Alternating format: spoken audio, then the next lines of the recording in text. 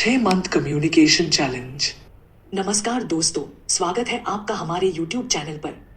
आज हम बात करने वाले हैं एक ऐसे चैलेंज के बारे में जो आपकी जिंदगी को पूरी तरह बदल सकता है। जी हाँ, हम बात कर रहे हैं 6 महीने का कम्युनिकेशन चैलेंज। क्या आप अपनी कम्युनिकेशन स्किल्स को बेहतर बनाना चाहते हैं? तो इस वीडियो को आखिरी तक देखें। कम्युनिकेशन यानी संवाद हर रिश्ते का आधार है। अगर आप अपने विचारों को साफ तरीके से दूसरों तक पहुंचाने में सक्षम हैं, तो आपकी जिंदगी में कई दरवाजे खुल सकते हैं। चाहे वह आपकी नौकरी हो, दोस्तों से रिश्ते या फिर परिवार के साथ संवाद, सब कुछ बेहतर हो सकता है। क्या अपनी कम्युनिकेशन स्किल्स को अगले 6 महीने में सुधार सकते हैं? जी हाँ, जरूर सुधार सकते हैं। तो चलिए हम शुरुआत करते हैं महीने के हिसाब से। पहला महीना, सुनने की कला पर ध्यान देना। इस महीने का मुख्य उद्देश्य यह है कि आप सुनने की कला में महारत हासिल करें। अच्छे श्रोता बनने के लिए सबसे जरूरी है बिना किसी अवरोध के पूरी तरह से दूसरे व्यक्ति की बातों को समझना।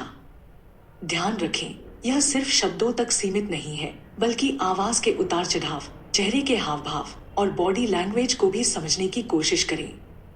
आपके लिए कुछ टिप्स। फोन, टीवी या किसी अन्य चीज से ध्यान हटाकर पूरी तरह से उस व्यक्ति पर ध्यान दें। छोटे छोटे संकेत जैसे सिर हिलाना, हाँ समझ गया, आदि से व्यक्ति को यह एहसास दिलाएं कि आप उसकी बात को पूरी तरह सुन रहे हैं। दूसरा महीना, स्पष्टता से बात करें। अब आपको अपनी बातों को सरल और स्पष्ट रूप से व्यक्त करना होगा।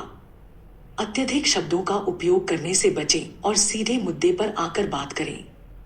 लोगों को उलझाने की बजाय उन्हें समझने में आसानी होनी चाहिए। आपके लिए कुछ सुझाव। लंबी लंबी बातें करने की बजाय अपनी बात को छोटे वाक्यों में कहें। जब भी आप किसी मुद्दे पर बात करें, उदाहरण देकर उसे और स्पष्ट बनाएं। तीसरा महीना, बॉडी लैंग्वेज पर ध्यान देना। आपका शरीर भी आपकी बातों को व्यक्त करता है। इस महीने में आपको अपनी बॉडी लैंग्वेज पर ध्यान देना होगा। जब आप बात करते हैं, तो क्या आपका शरीर सकारात्मक संकेत दे रहा है? क्या आपका चेहरा दर्शाता है कि आप उस बातचीत में रुचि रखते हैं? यह सब आपके संवाद को प्रभावी बना सकता है। आपके लिए कुछ टिप्स। सामने वाले से आंखों में आंखें डालकर बात करें, जिससे आपको और आपके शब्दों को विश्वसनीयता मिलती है। सीधे बैठें, कंधे खुले रखें और हाथों का उपयोग बातचीत के दौरान करें। चौथा महीना, सकारात्मक संवाद करें। इस महीने आपको हर बातचीत में सकारात्मकता का समावेश करना होगा। जब भी कोई समस्या सामने आती है, उसे एक अवसर के रूप में देखना सीखें। अगर किसी से बातचीत करते समय आपका दृष्टिकोण सकारात्मक रहेगा, तो न सिर्फ आपके रिश्ते मजबूत होंगे, बल्कि दूसरे व्यक्ति को भी प्रेरणा मिलेगी। आपके लिए कुछ सुझाव। बातचीत में शब्दों का चयन इस तरह से करें कि वह प्रेरणादायक और सकारात्मक हो। अगर कोई चुनौती सामने हो, तो उसे हल करने का तरीका प्रस्तुत करें। पांचवा महीना, बुनियादी संवाद कौशल पर ध्यान देना। इस महीने आपको बुनियादी संवाद कौशल पर ध्यान देना होगा। यह कौशल न केवल व्यक्तिगत रिश्तों में मदद करेगा, बल्कि पेशेवर वातावरण में भी कारगर होगा।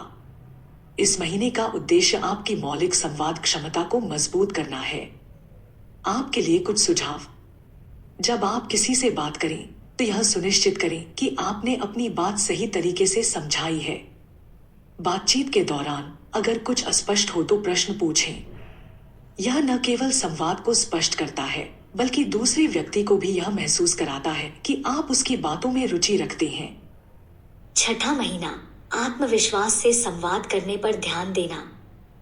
इस महीने का उद्देश्य यह है कि आप बिना झिझक और आत्मविश्वास के साथ अपनी बात कहने की आदत डालें।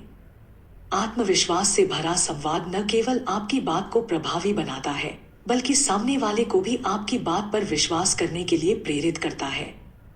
कुछ महत्वपूर्ण टिप्स। अपनी बात को साफ, स्पष्ट और आत्मविश्वास से कहें। हकलाने या धीमे बोलने से बचें। आत्मविश्वास बढ़ाने के लिए आईने के सामने खड़े होकर बोलने का अभ्यास करें या दोस्तों परिवार के सामने छोटी छोटी बातें रखें। बातों में ऐसे शब्दों का प्रयोग करें जो आपके विचारों को मजबूती से प्रस्तुत करें। सीधे खड़े रहें, आंखों में आंखें डालकर बात करें और हाथों का उचित उपयोग करें।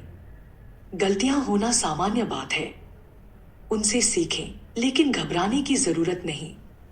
जब आप किसी विषय पर बोल रही हों तो उसकी अच्छी जानकारी रखें। जानकारी से भरा व्यक्ति स्वाभाविक रूप से आत्मविश्वास से बोलता है। आत्मविश्वास के साथ संवाद करने की यह कला आपको न केवल व्यक्तिगत जीवन में बल्कि पेशेवर क्षेत्र में भी आगे बढ़ने में मदद करेगी। अब सवाल उठता है कि हम अपनी प्रगति कैसे ट्रैक करेंगे? बहुत आसान। हर महीने के अंत में आप एक जर्नल में लिख सकते हैं कि आपने क्या सीखा और क्या सुधार किया। साथ ही खुद से यह सवाल पूछें, क्या मैं पहले से बेहतर हूं? दोस्तों, यह चैलेंज मुश्किल हो सकता है, लेकिन याद रखें, कोई भी चीज सही तरीके से करने के लिए समय और प्रयास चाहिए। 6 महीने बाद आप देखेंगे कि आपकी कम्युनिकेशन स्किल्स में कितना बदलाव आया है। तो चलिए आज से ही इस चैलेंज की शुरुआत करते हैं।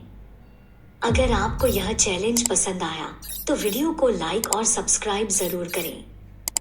और हाँ, अगर आपने इस चैलेंज को शुरू किया है या शुरू करने वाले हैं तो नीचे कमेंट करके हमें बताएं।